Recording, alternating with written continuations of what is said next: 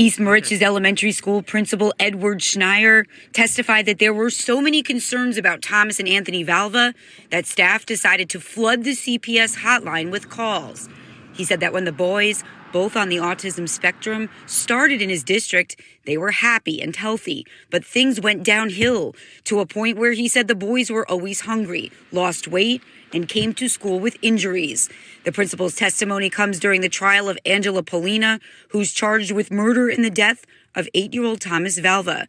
The little boy died of hypothermia after being forced to sleep in an unheated garage in winter.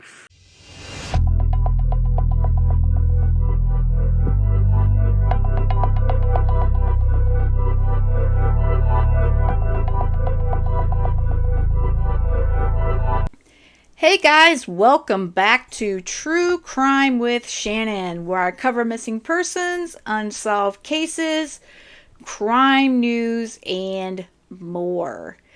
Alright, so we're going to get caught up on what's been happening since the opening statements this week in the trial of Angela Pollina. So here is a short video from Newsday TV, covering a bit of the testimony from Tuesday in the courtroom. So let's check that out. Jurors in the trial of Angela Pollina heard from 5 witnesses Tuesday, including a piano teacher.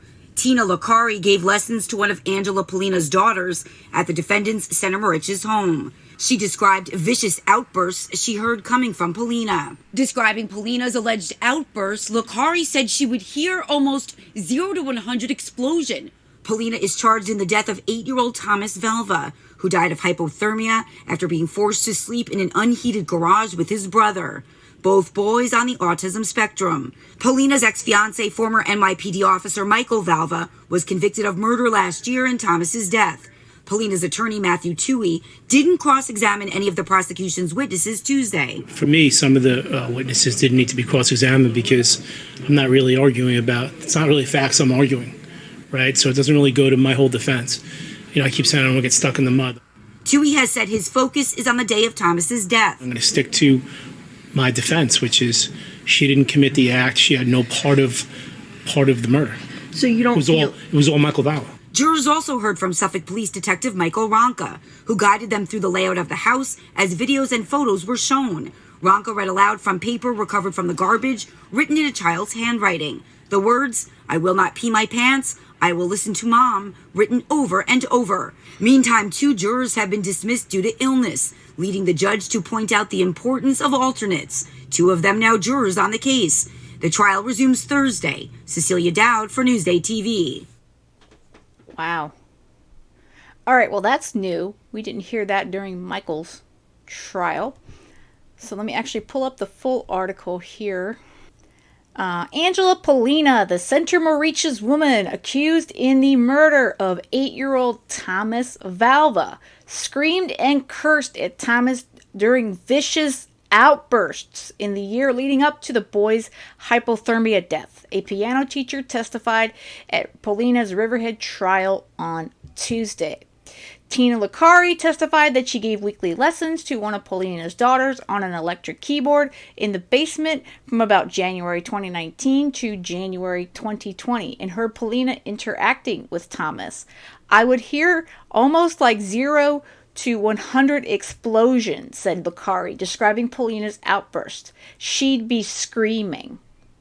Wow.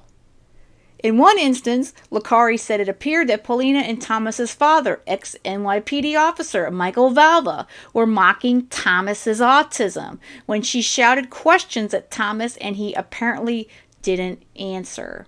Poor kid. "That's right, because you can't talk," Pollina said, according to Licari, who said the defendant snickered with Valva after making the comment. Pollina has pleaded not guilty to second-degree murder and child endangerment charges in Thomas's January 17, 2020 hypothermia death and the alleged abuse of Thomas and his older brother Anthony, who is also autistic. Valva, who Pollina was engaged to and living with at the time of Thomas's killing, was convicted last year of murder in Thomas's death and is serving a sentence of 25 years to life in an upstate prison near the Canadian border. The jury heard from 5 witnesses on Tuesday. Pollina's defense attorney, Matthew Toohey, did not cross-examine any of them, like he just said within that Newsday piece, and I find that strange, but after court, Toohey explained, "What am I going to do?" So she yelled at the children several months prior to the incident. "I'm not going to cross-examine, beat up a nice woman who's coming in to testify. I want to stick with what happened on the day in question. If I start going there, that's what they want, you know. You know what? That's less is more." So I guess he's trying to befriend the jury a bit on that. I don't know. I guess that's his what he's trying to get at. Toohey, who has said Pollina will testify in her own defense, has emphasized that his client is not guilty of murder because she didn't have physical contact with Thomas on the morning he died. Toohey said Valva is solely responsible for Thomas's death. "It was Mr. Valva who put the boys in the garage, not Miss Pollina," Toohey told jurors in his opening statement, which was on Monday. Also Tuesday, a second juror was dismissed. Supreme Court Justice Timothy Mazzei said juror number 10 indicated he had a cold, and though he tested negative for COVID-19, he was not well enough to come to court. Another juror who said she had a cold was also dismissed on Monday. There are now 4 alternate jurors remaining. That scares me just a bit, but hopefully it doesn't get down to the wire on that. Testimony began Tuesday with Suffolk Detective Michael Ronca walking the jury through photos of the interior and exterior of the Pollina Valva home, pointing out several surveillance cameras on the walls of the home's living areas. That surveillance system underpins the prosecution's case. Video and audio from the system played at Valva's 2022 trial showed the boys sleeping on the concrete floor of the garage and captured audio of much of what happened on the morning Thomas died. During opening statements in Pollina's trial on Monday, prosecutor James Scull said despite Pollina being fully aware that Thomas slept in the garage the night before and that he appeared hypothermic, she did nothing to help save the boy after his father doused him with cold water outside in 19-degree weather. Pollina demanded the boys sleep in the garage because she was enraged that day that they had bedwetting problems. Issues that prosecutors have said were caused by Pollina refusing them access to their bathroom in their own home. She all described Pollina's treatment of the boys, who according to prosecutors were starved and verbally abused while under her care, as evil, wicked, and inhumane. I completely agree with him. Let's get back up here. All right, so here are the key points from Tuesday's testimony. So it looks like they did not have any testimony yesterday, which was Wednesday. A piano teacher in the house with Angela Pollina, the Centro Mauritius woman accused in the murder of 8-year-old Thomas Valva, testified during the trial that she heard Pollina scream and curse at Thomas. Pollina has pleaded not guilty, which we know, and 2 jurors have been dismissed from the case after complaining that they are sick.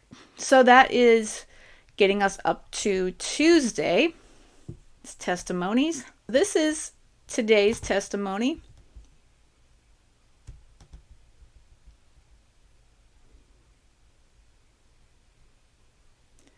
And it looks like it was just updated as I record this a little over an hour ago.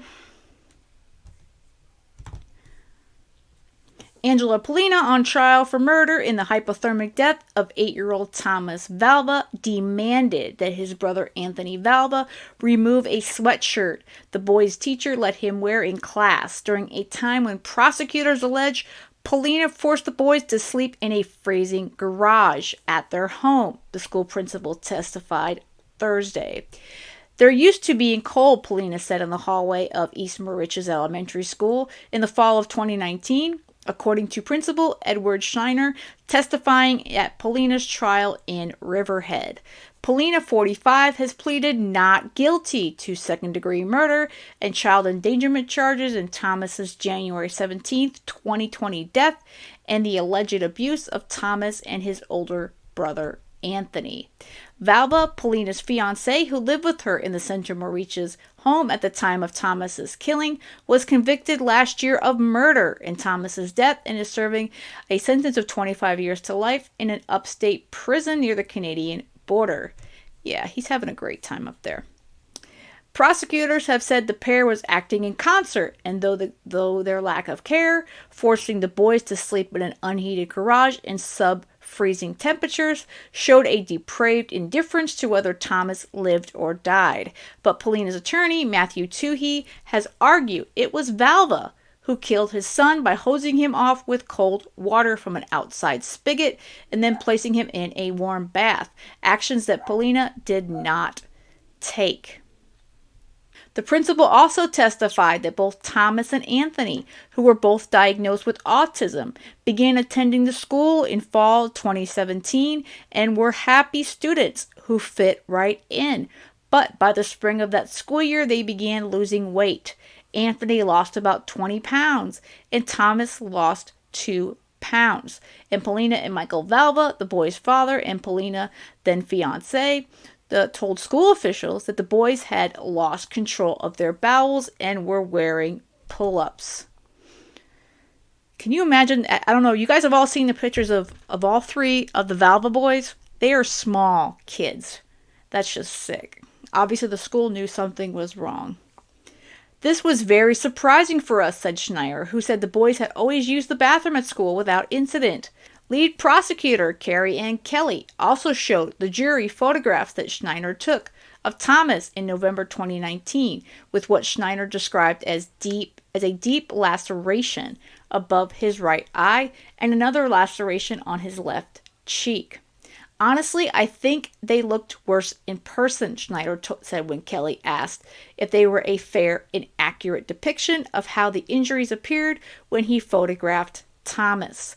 Schneier said he and the boys' teachers filed reports with Child Protective Services regarding those injuries and other instances of the boys complaining of being hungry and cold, and the children's conditions would improve briefly before the problems would reoccur. He and the teachers also decided to flood the local CPS hotline to try to shake it up after the problems continued, including Anthony coming to school in urine-soaked clothing.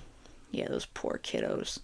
During a brief cross-examination, Toohey attempted to show that Valva was the primary contact for school officials to deal with the boys' issues, not Pollina. But Schneider said Pollina was always included on a three-way call anytime he called Valva to discuss the boys. I would call the father and he'd say, "I'd have to patch in Angela," Schneider said. Pollina appeared agitated as she spoke quietly to her attorney after Schneider left the stand. The boys' school teachers are expected to take the stand Thursday afternoon. So obviously there's going to be another update to this article. So I'll have to get you guys apprised of that probably this weekend. But good on that principal. I applaud him for making sure that's clear. That Angela, nope, she was always patched in. Nope, she's not innocent at all. And yeah, I realize that Mr. Toohey is trying to. He's not, like we said. His tactic is to show that, she didn't do anything on the January 17th. She didn't do anything that day. It's that day. Key words.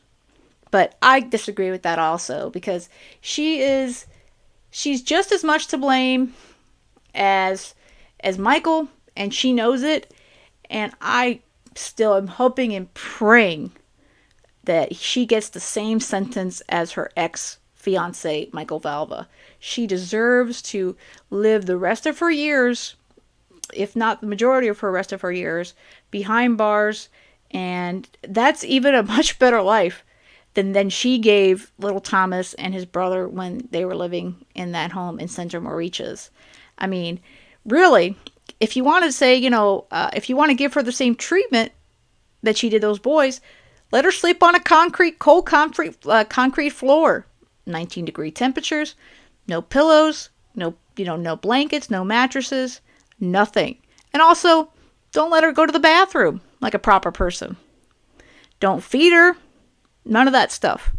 But of course, our jail system is more humane than the way those boys were treated in that home.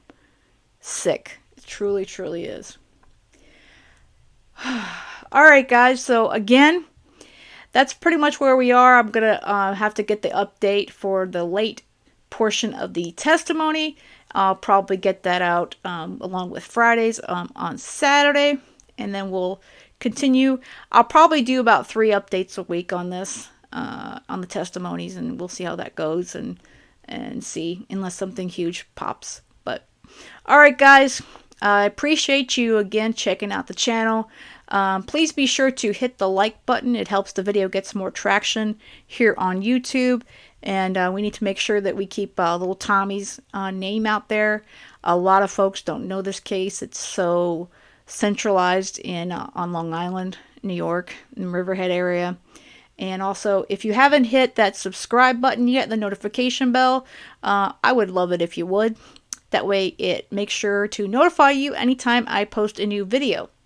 And with that said, I hope you have a great rest of the day. And most of all, stay safe.